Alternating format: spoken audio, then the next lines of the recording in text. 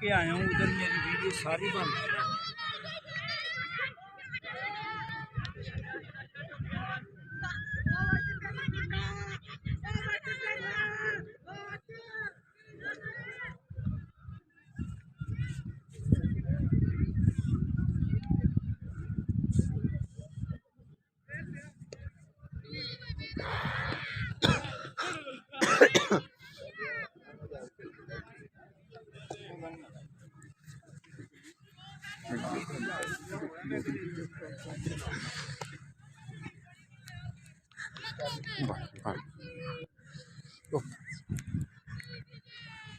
मदद करिए मदद।